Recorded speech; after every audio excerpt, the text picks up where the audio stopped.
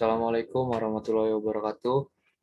Perkenalkan, nama saya Muhammad Sehan. Saya dari program Studi Teknik Informatika Reguler B dengan NPM 43A57006520078. Baik, pada kesempatan kali ini saya ingin mempresentasikan sedikit materi tentang Pancasila di era pasca kemerdekaan. Ya, kita masih membahas materi yang sama, yaitu Pancasila. Hanya saja pembahasan kali ini adalah tentang Pancasila di era pasca kemerdekaan. Baik, langsung saja masuk ke materi. Bangsa Indonesia pasca kemerdekaan mengalami banyak perkembangan saat setelah kemerdekaan Indonesia pada 1945. Pancasila melewati masa-masa percobaan demokrasi. Pada waktu itu, Indonesia masuk ke dalam era percobaan demokrasi multipartai dengan sistem kabinet parlementer. Partai-partai politik pada masa itu tumbuh sangat subur, dan proses politik yang ada cenderung selalu berhasil dalam mengusung kelima sila sebagai dasar negara.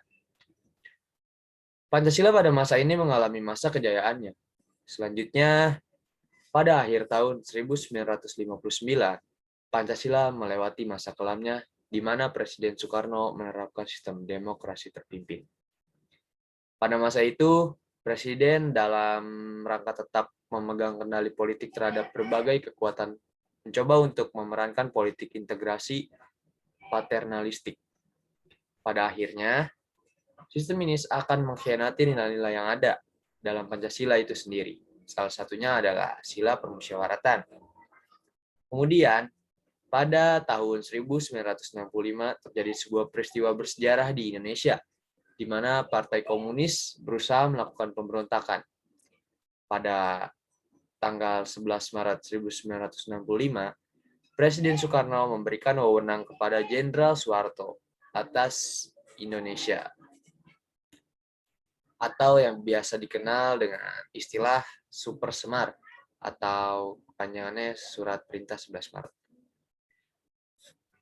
Ini merupakan era awal Orde Baru, di mana kemudian Pancasila mengalami mistifikasi. Pancasila pada masa itu menjadi kaku dan mutlak pemaknaannya. Pancasila pada masa pemerintahan Presiden Soeharto kemudian menjadi core values yang pada akhirnya kembali menodai nilai-nilai dasar yang sesungguhnya terkandung dalam Pancasila itu sendiri. Pada tahun 1998, pemerintahan Presiden Soeharto berakhir, dan Pancasila kemudian masuk ke dalam era Orde Baru, yaitu era demokrasi, sampai pada saat ini. Seperti itu.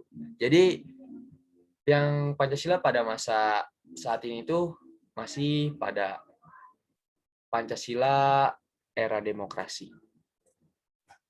Mungkin itu saja yang dapat saya jelaskan, kurang dan lebihnya mohon maaf. Wallahul muwaffiq ila aqwamit thoriq. Assalamualaikum warahmatullahi wabarakatuh.